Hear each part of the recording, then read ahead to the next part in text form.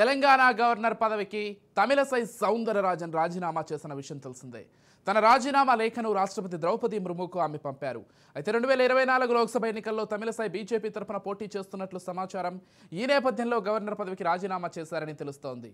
Puducherry lieutenant governor పదవికి కూడా తమిళసై రాజీనామా చేశారు.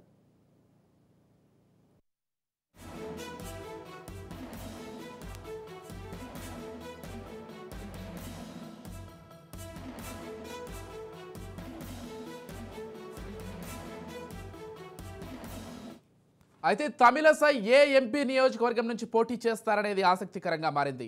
తమిళనాడులోని చెన్నై సెంట్రల్ లేదా తుత్తుకుడి నుంచి పోటీ చేస్తారని తెలుస్తోంది. ఇక పుదుచ్చేరి నుండి కూడా ఆమె పోటీ చేసే అవకాశం ఉందని వార్తలు వినిపిస్తున్నాయి. తుత్తుకుడి ఎంపీ స్థానానికి ఆమె పేరు ఖరారైనట్లు సమాచారం. ఈ నియోజకవర్గం నుంచి ప్రస్తుతం డిఎంకే నాయకురాలు కనిమౌళి పార్లమెంటుకు ప్రాతినిధ్యం వహిస్తున్నారు. ఇక పుదుచ్చేరి ప్రజలతో కూడా తమిళసైకి మంచి సంబంధాలు ఉన్నాయి. కాబట్టి ఆమె తుత్తుకుడి లేదా పుదుచ్చేరి నుంచి పోటీ చేయనున్నట్లు సమాచారం.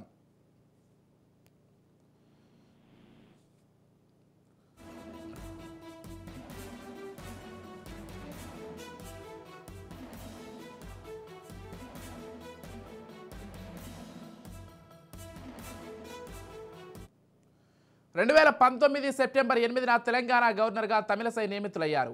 ఆ తర్వాత పుదుచ్చేరి లెఫ్టినెంట్ గవర్నర్గా కూడా అదనపు బాధ్యతలు చేపట్టారు. కాగా తమిళసై సౌందరరాజన్ 20 ఏళ్లకు పైగా రాజకీయాల్లో చురుగ్గా ఉన్నారు. బీజేపీలో ఆమె క్రియాశీలకంగా పనిచేశారు.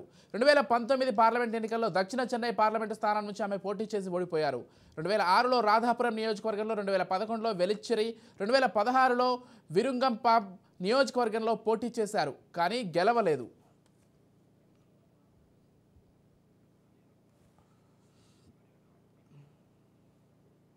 మొత్తంగా తెలంగాణ గవర్నర్గా తమిళసై రాజీనామా చేశారు. ఆమె తమిళనాడు నుంచి ఒక ఎంపీ స్థానం నుంచి ఎంపీగా నిలబడే అవకాశాలు ఉన్నట్లుగా ఇప్పటికే మనకు సమాచారం అందుతోంది. ఇదే అంశానికి సంబంధించి మరింత సమాచారం అందించడానికి మా ప్రతినిధి స్వప్న లైవ్ ద్వారా మరింత సమాచారం అందిస్తారు. గత కొన్ని రోజులుగా వస్తున్నటువంటి వార్తలకు తెరదింపుతూ ఎట్టకేలకైతే గవర్నర్గా తమిళసై రాజీనామాను రాష్ట్రపతికి అయితే పంపించడం జరిగింది. గత కొంతకాలంగా ఇటు మీడియా సర్కిల్లో కానీ అటు రాజకీయంగా కానీ మాటలు వినిపిస్తున్నాయి. ఏంటంటే తమిళసై ఇంకా తమిళనాడు వెళ్ళబోతుంది, ఆమె తమిళనాడు వెళ్ళడానికే ఇష్టపడుతుంది, దీనికి సంబంధించి ఆమె ఏర్పాట్లు చేసుకుంటుంది. ఎందుకంటే మరికొన్ని నెలల్లోనే ఆమె పదవీ కాలం కూడా ముగియబోతుంది. కాబట్టి ఈలోపు నెక్స్ట్ స్టెప్ ఏంటి అనే దానికి సంబంధించి ఇప్పుడు ఎలక్షన్స్ ఉన్నాయి. కాబట్టి ఆమె ప్రత్యక్ష ఎలక్షన్స్లో ఆమె కంటే 4 గోడల మధ్య ఉండడం కన్నా కూడా ప్రజల మధ్య ఉండడానికే తమిళసై ఎక్కువగా ఇష్టపడుతుంది. ఎందుకంటే గతంలో మనం చూసాము ప్రగతి భవన్ వర్సెస్ రాజ్భవన్కి జరిగినటువంటి ఇష్యూ. ఎందుకంటే ఆమె ప్రతి విషయంలో ఒకప్పుడు గవర్నర్ అంటే రబ్బర్ స్టాంప్ అనేటువంటి మాటలు ఎక్కువగా వినిపించేవి. కానీ ఇప్పుడు అలా కాదు. ఆమె గవర్నర్గా ఉన్నంత కాలం కూడా గవర్నర్కి సంబంధించి ప్రతి విషయాన్ని కూడా క్షుణ్ణంగా పరిశీలించి ఆ తర్వాతనే సంతకాలు చేయడం. అప్పుడు ఆ టైంలో కేసీఆర్తో ఉన్నటువంటి విభేదాలు కానీ అప్పుడు రాష్ట్ర ప్రభుత్వం తీసుకొచ్చినటువంటి నిర్ణయాల మీద ఆమె ఆచితూచి కొన్ని విషయాలను పెండింగ్లో పెట్టడంతో ఒక పెద్ద ఫైటే రెండింటి మధ్య నడిచింది. ఇక ఆ తర్వాత ఎప్పుడైతే రేవంత్ రెడ్డి గవర్నమెంట్ వచ్చిందో ఆ తర్వాత నుంచి అయితే కూల్ వాతావరణమే నడుస్తుంది. ఇటు మన రాష్ట్ర ప్రభుత్వానికి కానీ గవర్నర్ రాజ్భవన్కి సంబంధించినటువంటి ఇష్యూలో కానీ పెద్దగా ఏవైతే ఇబ్బందులు తలెత్తడం లేదు. ఫ్రెండ్లీగానే ఇద్దరి మధ్య సఖ్యతగా ఉంది. అయితే ఈ క్రమంలో ఆమె గత కొంతకాలంగా ప్రయత్నిస్తుంది మోదీతో మాట్లాడడం ద్వారా తిరిగి తమిళనాడు వెళ్ళిపోవాలి, ప్రత్యక్ష ఎన్నికల్లో పాల్గొనాలని చెప్పేసి దీనికి సంబంధించి మోదీతో కూడా మాట్లాడినట్టుగా తెలుస్తుంది. ప్రధానమంత్రి కూడా ఆమెకు గ్రీన్ సిగ్నల్ ఇచ్చారని తెలుస్తుంది. దీనిలో భాగంగా ఆమె ఇప్పుడు తమిళనాడు నుంచి ప్రత్యక్ష ఎన్నికల్లో ఎంపీ ఎలక్షన్స్లో పోటీ చేయబోతున్నట్టుగా అర్థమవుతుంది. గతంలో ఆమె పోటీ చేసినటువంటి స్థానం ఎమ్మెల్యేగా పోటీ చేసింది, ఎంపీగా పోటీ చేసింది. అందులో ఏదైనా స్థానాన్ని తీసుకుంటుందా లేదా సౌత్ చెన్నై గురించి వినపడుతుంది, కన్యాకుమారి సంబంధించిన నియోజకవర్గం కూడా ఆమె పోటీ చేయవచ్చు అనేటువంటి వార్తలు వస్తున్నాయి. సో వీటిలో ఏదవుతుందో తెలియదు. కానీ ఆమె ప్రత్యక్ష రాజకీయాల్లోకి అయితే వెళ్ళబోతున్నట్టుగా మనకు తెలుస్తుంది. తెలంగాణకు గవర్నర్గా రావడానికంటే ముందు ఆమె తమిళనాడుకు సంబంధించి రాష్ట్ర బీజేపీ అధ్యక్షురాలుగా పనిచేసింది. చాలా చిన్న వయసులోనే గవర్నర్గా కూడా వచ్చింది.